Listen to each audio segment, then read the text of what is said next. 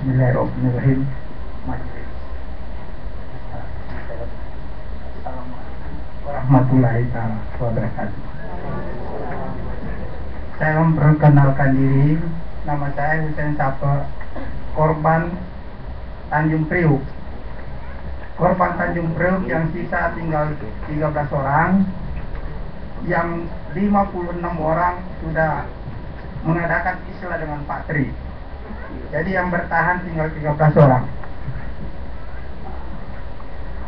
Saya ceritakan dari awal sedikit, tapi nggak mungkin semuanya karena waktunya sangat terbatas. Saya awali dari masuknya seseorang babinsa ke musola Asyada tanpa membuka sepatu, mencari brosur-brosur di dalam musola. Nah, kebetulan waktu dia masuk ke musola, masyarakat sekitarnya itu melihat. Nah, masyarakat pada waktu itu nggak terima karena dia masuk musola tanpa buka sepatu dan menyirami pamflet yang di dinding musola itu dengan air kecomberan. Inilah yang bikin marah masyarakat. Nah, begitu masyarakat rame, Pak Herman ini, babinsa ini lari. Dia lari, diubar sama masyarakat. Nah, babinsanya nggak ketemu, tinggal motornya di ujung gang. Nah, begitu ketemu motornya, karena orangnya udah nggak ada, motornya yang dibakar. Nah, dari situ pengurus musola Asyada ini ditangkap oleh Kodim, dibawa ke Kodim. Nah, sampai di Kodim katanya dihancur badannya di sana, dipukulin, ditelanjangin, dipukulin, jarang dikasih makan selama 3 hari itu. Maka almarhum Amir Biki mengadakan pengajian di Jalan Sindang. Nah, pada pengajian itu almarhum Amir Biki meminta, ada 2 permintaan almarhum waktu itu, antara lain karena ini masyarakat jangan ditahan di Kodim, kalau bisa dipindahkan Polres. Yang ke-1, yang kedua, kalau tidak dipindahkan, minta supaya dibebaskan. Nah, waktunya itu dikasih almarhum dikasih sampai jam 11 malam. Ternyata tidak dipenuhi oleh Kodim. Nah, maka sampai dari jam 11 itu jemaah pengajian itu disuruh diperintahkan kepada saya untuk menggiring ke Kodim. Nah, begitu saya jalan, begitu saya dikasih bendera oleh almarhum untuk memimpin jemaah ini. Nah, saya turun, saya berjalan untuk menuju Kodim. Maksudnya sih untuk demo. Kalau zaman sekarang demo untuk meminta supaya itu dibebaskan atau dipindahkan ke Polres, karena ini masyarakat, bukan ini sipil, bukan tentara. Nah, begitu saya jalan dengan jemaah, karena jemaahnya terlalu banyak, yang mengikuti saya itu antara kira-kira 5.000 orang jemaah pada waktu itu. Nah, begitu saya jalan sampai di depan Kapolres Tanjung Priuk, saya dihadang oleh 1 regu Arhanut. Nah, begitu saya berhadapan kira-kira antara 1 meter, saya disuruh stop, tidak boleh terus. Nah, saya stop karena saya memegang tiang bendera. Saya mencoba menahan teman-teman ini supaya jangan langsung stop. Kata saya, tunggu almarhum Amir Biki, karena Amir Biki pada waktu itu masih di belakang. Nah, saya sedang mau ngatur teman-teman ini, maklum kan anak-anak muda semua. Saya langsung ditembak tanpa tembakan peringatan. Jadi tembakan pertama itu tembakan di kaki saya. Nah, begitu saya jatuh, udah tembakan itu kayak apa itu? Kayak orang perang aja udah tembakan itu. Ini memberondong barisan manusia segitu banyak. Makanya yang kena udah yang matilah di situ, yang masih luka bergelimpangan di jalan. Kalau saya udah tidur duluan. Nah, yang bisa lari masih lari. Karena almarhum Amir Biki ini datang dari belakang. Begitu dia almarhum Amir Biki datang, ada yang berteriak tentara, itu Amir Biki datang katanya. Karena dia kena bajunya pakai baju putih, batik putih, pakai topi lakan. Amir Biki datang, habisin. Nah, ketika itu juga bunyi senjata itu kayak apa itu? Makanya pada ngumpullah semua itu teman-teman itu. Nah, kira-kira ada 10 menit atau 15 menit saya tetangga ini teman-teman di samping saya itu kalau ada yang berteriak Allahu Akbar atau la ilaha itu ditembak lagi sampai hancur kepalanya dan badannya ditembak. Maka saya diam aja karena saya melihat teman-teman saya ditembak, saya pura-pura mati aja. Nah, ketika mata saya diperiksa, wah ini udah mati juga katanya. Ya udah saya diam aja, udah nggak pernah bergerak lagi. Nah, sampai-sampai saya diseret ke pinggir jalan. Semua itu yang di jalan diseret semua. Bukan diangkat, diseret aja kayak kambing itu. Mending kambing mungkin masih bisa diangkat. Diseret aja. Sampai di pinggir jalan, saya dilempar lah ke mobil. Diayun kaki tangan itu dilempar ke atas truk.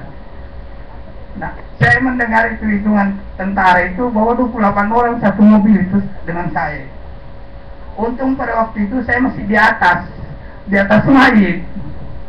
Jadi selama di dalam perjalanan mobil, saya nggak pernah berteriak karena masih saya takut karena masih ada pengawalan tentara betul. Nah, saya kembali dulu Pak, karena waktu tadi ini saya mulai berhadapan dengan tentara, saya ditembak. Nah, yang pertama sekali ditembak itu saya, makanya kaki saya ini mau mata. Majelis saya memperlihatkan ini. Oke.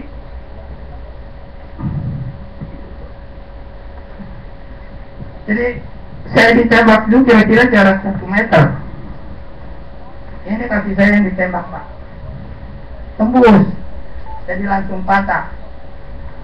Yang paling menyakitkan Pak, ini ada peluru yang turun ke sini, di sini nih.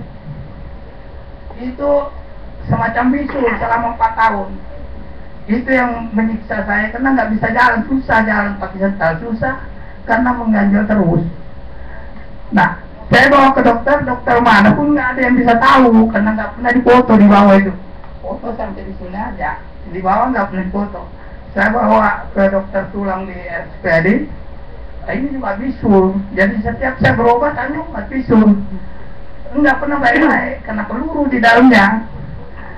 Nah, ketika ini ketahuan, ketika anak saya disunat di rumah karena panggil mantri dari SM ini suruh sunat anak saya, begitu anak saya habis disunat, saya minta supaya ini juga dibelek dan minta tolong dibelek, ini itu bandel sekali, udah 4 tahun kata saya. Begitu dibelek baru ketahuan baru ada peluru di dalam, itu baru ketahuan. Jadi 4 tahun Pak saya menderita karena itu ya. Nah terus selama itu begitu ini udah agak mendingan baik. Pertama mendampingi program Priuk itu pengacaranya API, Asumsi Pembela Islam yang diketuai oleh Hamdan Julfa yang ketua MK sekarang. Kami didampingi sama beliau beberapa tahun, kalau nggak salah 4 tahun, tapi hasilnya nggak ada, nggak bisa menemui jalan kemana. Nah kami mencoba mendekati Pak Munir. Jadi kami bergabung sama Munir mulai tahun 2000 sampai sekarang. Alhamdulillah kita gabung sama Kontras, ada hasil dalam jangka 3 tahun kami digiring sana, giring ke sana oleh Kontras, akhirnya bisa masuk pengadilan. Nah sayangnya di pengadilan ini kelihatannya hanya sandiwara, karena majelis hakim sama jaksa BPU-nya itu kelihatannya kerjasama. Artinya karena saya tahu ini kerjasama begini Pak. Begitu saya mau memberikan kesaksian, saya tunjukkan Bena posisi TNI pada malam itu karena saya tahu persis. saya lapor sama JPU yang sekarang itu mantan ini wakil jaksa Padarmono itu. Saya lapor, Pak, saya bilang kalau nanti saya mau memberikan kesaksian ini yang ini apa namanya, saya menjelaskan posisi-posisi ini. Nah, mungkin melihatnya mungkin dibeli. Hari itu ditunda, Pak, langsung ditunda persidangan dengan alasan ada majelis hakim yang sakit. Padahal tadinya udah ada yang memberikan kesaksian satu orang, tinggal giliran saya. Begitu giliran saya di skor sidang terus minggu.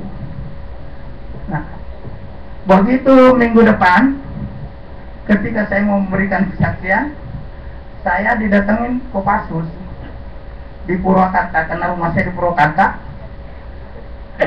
jam 11 malam.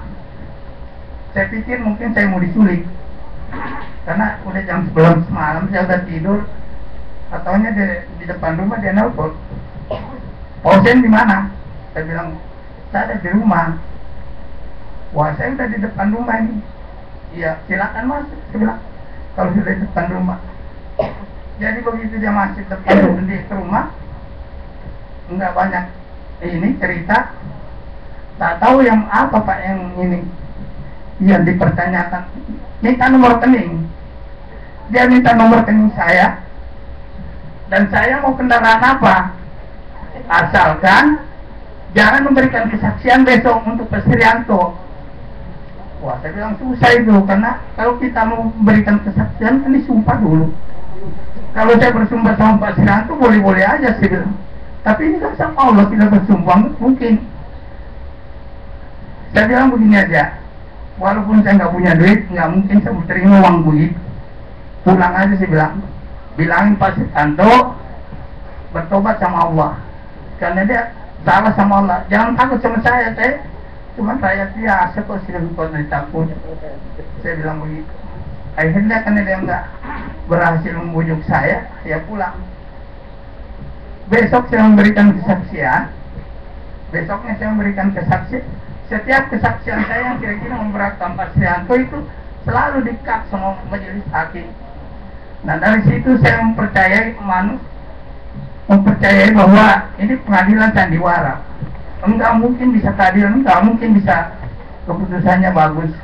Sekalipun Pak Srianto dituntut 10 tahun pada waktu itu, saya yakin enggak mungkin dihukum. Karena pengalaman saya dari jadi saksi, setiap saya memberikan kesaksian yang kira-kira memberatkan, selalu di stop. Nah, sampai itu, ya betul aja, Pak, semua aja nggak ada yang ditahan. Walaupun ada yang dihukum 5 tahun, ada yang 3 tahun, 10 tahun, semuanya bebas sampai sekarang. Sampai sekarang nggak ada sama. Walaupun kami dijanjikan sama majelis hakim kompensasi, kalau nggak salah jumlahnya itu 1.015.000.000. Masih ada di kontrak, ada di sini. Rata-rata saya komplit, Pak, semua ininya ada di kontrak. Kalau diperlukan itu bisa diminta. Jadi dari awal saya udah katakan ini pengadilan bohong, saya bilang. Sandiwara aja, kita dibohong-bohongin aja. Ya betul aja, semuanya nggak ada yang ditanggap. Bebas semua. Sampai-sampai kompensasinya pun sampai sekarang nggak ada. Nggak pernah kami terima spesial kok. Walaupun SBY berdua kali berjanji akan berikan kami, namun itu nggak pernah ditepati oleh SBY melalui Pak ini apa? Siapa namanya? Menko Polhukamnya itu. Janji aja. Kami udah berapa kali kirim ke hotel ini, ke hotel itu untuk membicarakan, nol semua janji doang. Ya, sampai sekarang. Akhirnya kami ya selama 25 tahun kami menderita karena nggak ada pencarian lagi. Karena kami nggak ada lagi yang mempercayai kami. Dianggapnya kami GPK, karena itu stigma yang itu yang dilontarkan oleh ini pada saat itu. Padahal saya tadinya dagang di Permai itu, di Tanjung Priok itu, toko saya ada 3. Omset saya kalau lagi kenaikan kelas itu mencapai 2,5 juta pada tahun 2004. 1980.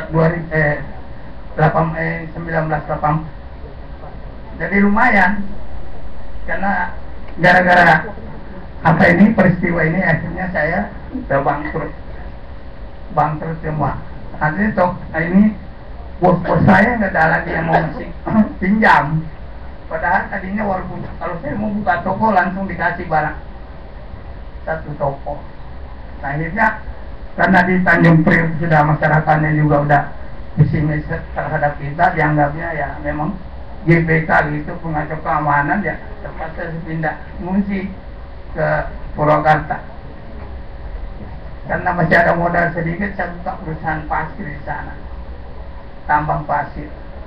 Nah, nasib saya memang kurang beruntung karena pada 96-97 kena lagi krisis moneter. Jadi semua pasir-pasir saya itu yang diambil perusahaan banyak yang nggak dibayar, jadi rugi juga. Ya udah, akhirnya habis, sampai sekarang nggak bisa usaha lagi, Bu. Saya kira karena ini waktunya kita terbatas, nggak perlu saya sampaikan semua, itu hanya yang penting aja. Kalau memang data saya atau kesaksian saya dibutuhkan, ini ada kontras di sini, komplit di situ, Bu, ada semua. Ya, terima kasih. Wassalamualaikum warahmatullahi wabarakatuh.